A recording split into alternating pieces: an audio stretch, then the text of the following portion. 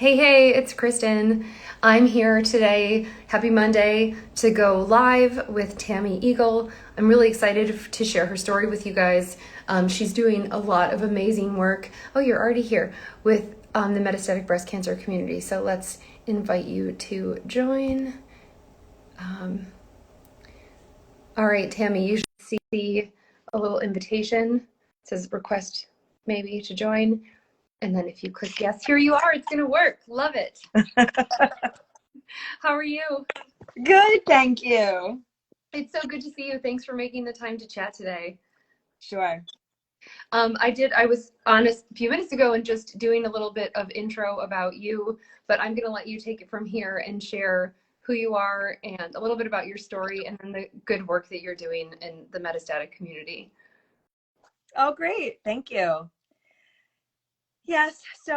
About 6 years ago, I was diagnosed with breast cancer, and they had thought that it was early stage. But as it turns out, after some testing and PET scans, they discovered that it was, in fact, stage 4 metastatic breast cancer off the bat, which is otherwise known as de novo. And as I really got to know more about breast cancer and the stage 4 community, I was shocked that only 5% of breast cancer research funding currently goes towards treatments for the already metastasized patient. And I heard about a campaign called Light Up MBC with a goal to really shine a light on helping people understand really all the different stages of breast cancer, and that the metastatic ribbon was not only pink, but pink, teal, and green. And when I got involved in this campaign called Light Up NBC, initially it was just an awareness campaign a few years ago, and about 80 landmarks around the country, lit up. And this past October 13th, which is National Metastatic Breast Cancer Awareness Day, we actually had every single state in the United States light up at least one landmark in pink, teal, and green, as well as countries around the world like Sweden and Canada and Ireland. And it's becoming, really a movement where people feel like this community is not alone.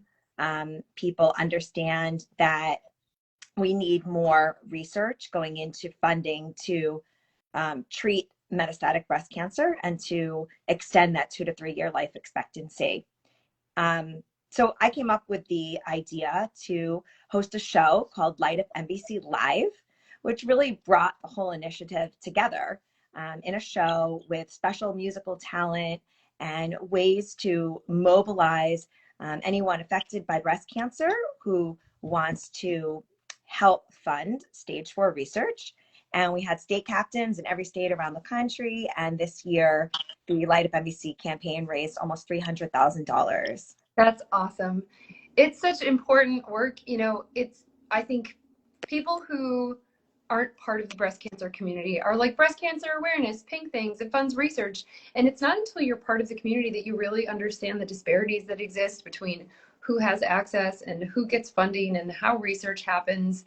And I think it's such an important thing to do that now that we have this, like all these awareness campaigns, that we focus on like, what is the awareness for? And it's for research and it's for funding and being really specific and loud. And it's not an easy job to do, to be a person who's living with breast cancer and also an advocate. So thank you for your work. And I think, I live in Providence, Rhode Island, and there was a building downtown that we call the Lights Building because they light up for different seasons or different events. And it was lit up for metastatic breast cancer in October. And it was just nice to see that it wasn't pink. It was like, oh, and I didn't know about you at the time either. So it was amazing that it stuck out in my mind as like, good. It's not just pink and it's not just about awareness. Like somebody thought about why they were doing this. Exactly. And I remember, first getting that initial diagnosis of breast cancer when the doctors thought it was stage 2. And I wouldn't wish any breast cancer diagnosis, on anyone. It's a hard thing at any stage. But a lot of people don't talk about the fact that, unfortunately, about 30% of early stage cases, even after mastectomy, return as stage 4. So if we can fund more research for stage 4, that's how we can actually end breast cancer. Right. We really need allies in the early stage community who, understand that hopefully it's not going to come back for them. 70% of the time it won't, but there's still 30% of the time that it does. And then there's people like me where they were just diagnosed de novo off the bat. And that's why Pink, Teal, and Green, it includes that early stage community, but it also says, let's create that conversation. Why not just pink? And it is because we need more of a focus on stage 4 research. Yeah, I couldn't agree more. I would love to talk. You have such a good attitude and such a drive to kind of keep the conversation going. And you've channeled this experience into something positive. Do you want to talk a little bit about the work and the public speaking that you do? Sure. Throughout the pandemic, I think we all had a chance to reassess perhaps, our goals, how we do things. And for me, certainly, I think about my legacy a lot. In fact, something that you posted recently about, you are a soul, right? You have a body, but you are a soul. That's actually something I've always believed, that you have to nurture that soul throughout your life so that your light continues to shine on in the ways that it's impacted others. Mm-hmm. And that's really why I spent some time writing something called the Eagle Method. Eagle is my maiden name. And I decided to channel the insights that I learned living with the highest level of uncertainty, right? Life and death every day.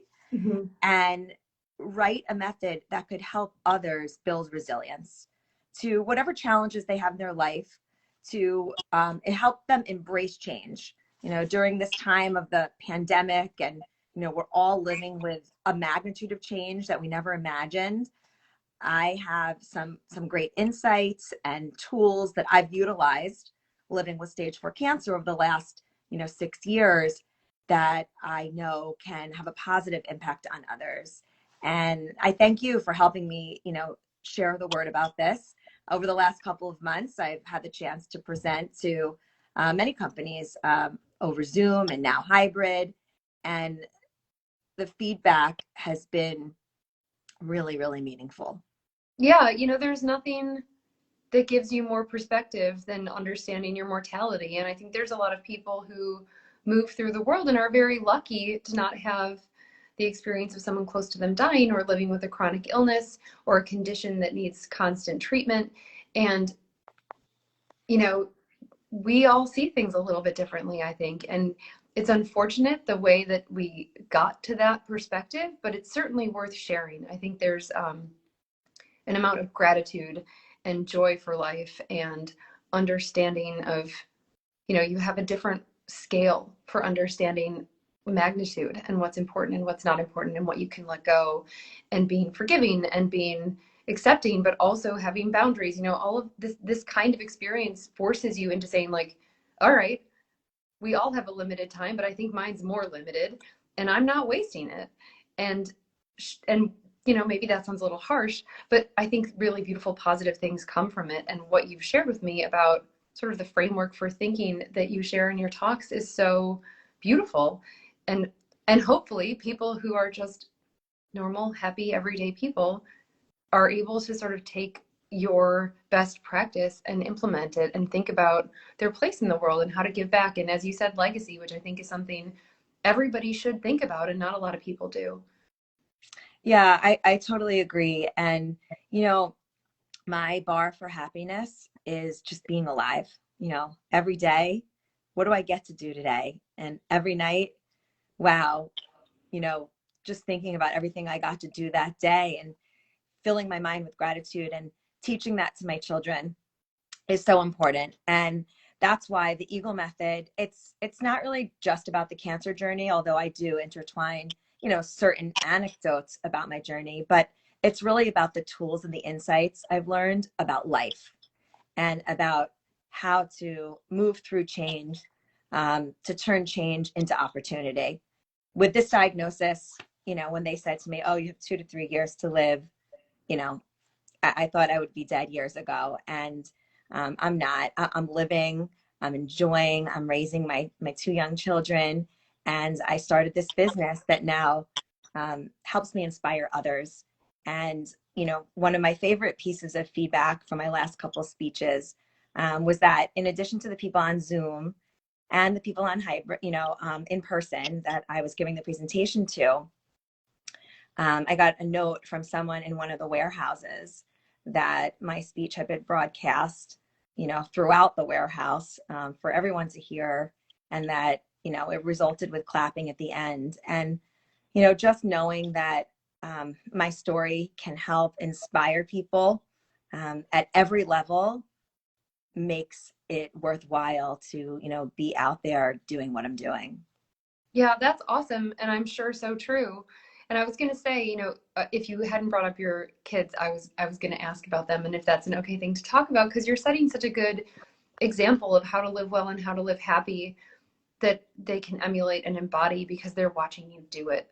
And I think that it's awesome. And I want to ask a little bit about how it's changed how you parent, because I know losing my mom to metastatic breast cancer, and it's a thing I think about every day, and it certainly has impacted how I think about myself as a mom. Definitely. Well, I think my husband thinks it can get a little annoying because I'm constantly like, take a video of us. So I always want to be in the videos. And that's actually, a tip that I give to a lot of people, because a lot of times we take pictures of our family or of our children and we're not always in the picture, and certainly we're not always in the video. It's so And true.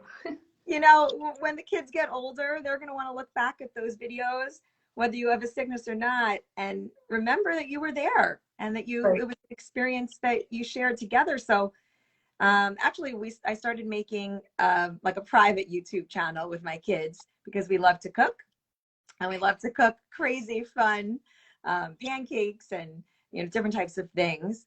And that's something they'll always have, is right, this fun video series. Um, when the movie came out, what was it? Yes Day, it was Yeah. called. I definitely try to have as much discipline as I can in their lives, but I also have just a great, balance. They want to stay up an hour later. They want to get messy with melting marshmallows and mixing in Nutella.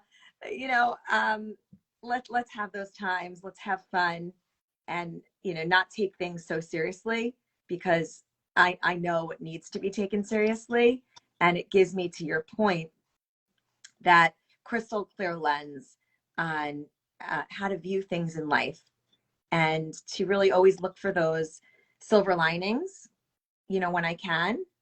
And that's also what the Eagle Method tries to do, to really help people examine their perspective. In fact, it's an acronym, the Eagle Method, and that is the first one, is E, examine your perspective. And to help, provide ways for people to do that, to view life in this crystal clear lens, that it is about relationships, and relationships with yourself, with your colleagues, with your friends, and with your family. That's awesome. I love the idea of being in the photos and videos. And I hadn't actually thought about that in a really long time, that when my mom died, we were like, we didn't have any real photos of her that were recent. She was the person who was always taking like all the photographs. She was a photographer in high school and college, and then just sort of, because she enjoyed doing it, she was never on the other side. And to this day, her friends periodically will send me, like, they'll have their old photos digitized and they'll send me some. And it's like, I have so few. It's such a treat to have them. And so few of them are like me or my brother with her. It's like Yeah. the two of us, or us and our dad. And not that I don't love those too, but she passed away pre, that we weren't carrying around videos, recorders in our pocket all the time. And I think I only have one video of her, and I saved some voicemails. And just hearing her voice makes me feel better. And we should all be doing that regardless of if we're sick. Because to your point, even if we all live to be 100, you know, whenever our time comes, it's nice for the people who love us to know that we were there. Such a good. Absolutely. And, sometimes, the whole holiday that we spend will go by. And, if I get home and it's like, oh, I forgot to take the video, I get so upset, because I just would like for them to have that. And I think that everyone should create a legacy video. You know, we all create wills, whether we're sick or not, right? Because we should have them to have Right. our affairs in order. And why not also have a video with the will? A video sharing your favorite stories, your favorite moments, your voice. You know, I've done a legacy video because of my diagnosis, but I mean, I could be a commercial for legacy videos because I really think that everyone should have one. And there's a great company called Memories Live, Oh, and cool. yeah, Memories Live, and it's an excellent company that does legacy videos. That's cool. You know, we, when my kids were born, got them email accounts, and I would email them when they were little and tell them what was happening or what they were doing, or sometimes share a photo or a video. But I shared their email addresses with our friends, and then our friends have emailed them or shared moments. And um, it's just such a nice thing to have an archive. Do you make a new video like every year, or how often do you do that? Well, on every vacation that we go on, even if it's like a 3-night getaway, um, at the end, I always ask my kids, okay, what were your favorite moments? You know, what did we do while we were here? And so we take like a 3-minute video talking about the highlights of that trip. So I have a bunch of those.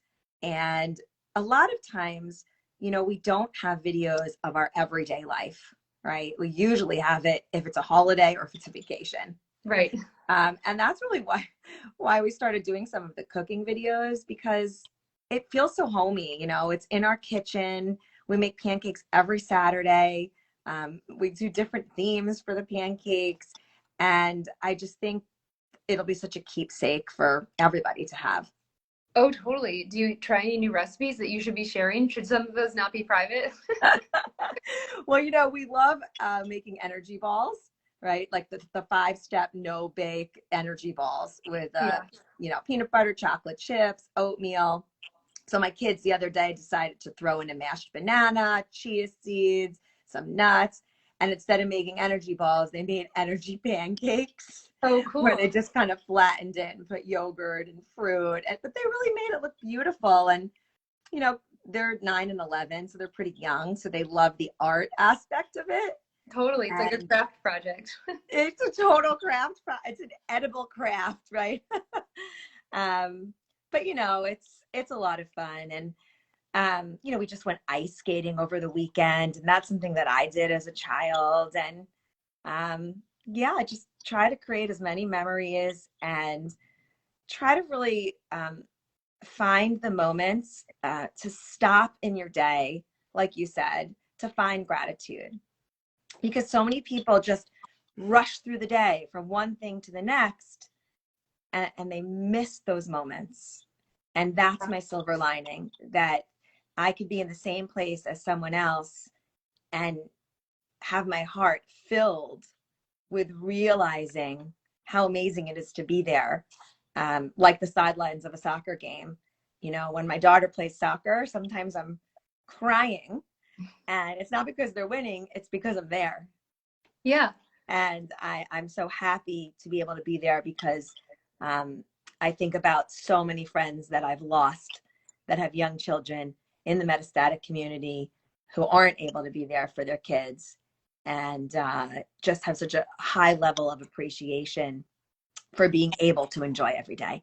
And I try to share that, of how important it is to give, how important it is to live with purpose, all throughout some of the anecdotes and insights that I share with Eagle Method. So if somebody wants to know more about the Eagle Method or just like get in touch with you, if you're not like a company or a corporation that's like doing keynotes or events for, you know, your professional community, how can communication, sorry. How can someone No get in touch worries. with you or follow along or hear more about you and your talk? Yeah, well, you can go to the Instagram, which is Eagle Method. And also you can go to my website, theeaglemethod.com, and you can email me directly from there if you'd like to get in touch. Awesome, cool. And for people who might be interested, like there's lots of people who have small businesses who follow along. What does it look like? Is it like a talk with you? Is it a workshop? How do you run it? I've been doing a lot of virtual presentations, obviously over COVID, which has allowed people to tune in from all over the world, which has been great. But I've also done hybrid events, and starting to be in person once again as well. It's really, I have a presentation, a Google slide presentation that I usually use while I talk, just so that people have some visuals. So I guess I can customize it depending on what people's goals are for their teams. Very cool. Well, as somebody who did a lot in the kind of corporate leadership world before Brilliantly, I used to do, and I know I've told you this before, but it's like I never talk about what I used to do on the Brilliantly channel.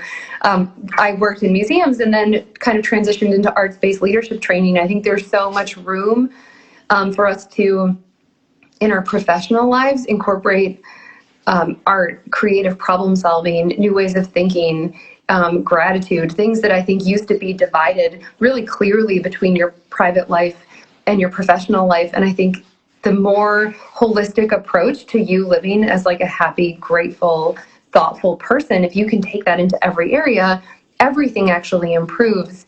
And I love that, everything that you say is so applicable to both, right? It's not like, hey, this is how you parent, or this is how you show up at work. It's like, this is how you should look at your life in the world. So cool. Exactly. And, I did spend 20 years in that professional media world, right? I worked in the magazine industry for a lot of well-known brands on the revenue side.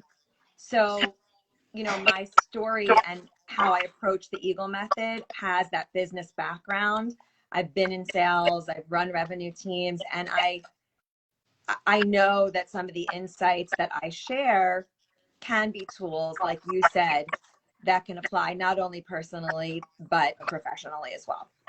Yeah, totally. It's really good when you have the inside scoop, right? You're like, I've done this, I've worked here, I know what people need to hear to perform better and feel good. Exactly. Well, thank you so much for the time today and sharing your story so honestly. People who see this now and later follow along with the Eagle method. I'll tag you in this post. We're going to put it up on YouTube and share it all around. So, so grateful for your work for the metastatic community and for the rest of us who can definitely use some tips on how to live happier. So thank you so much, Tami. Oh, sure. And if anyone wants to learn more about Light Up MBC, you can also follow Light Up MBC on Instagram as well. Oh, I'll tag it too. Okay, great. Perfect. Have an awesome day. Take good care. Take care. Bye. Bye-bye.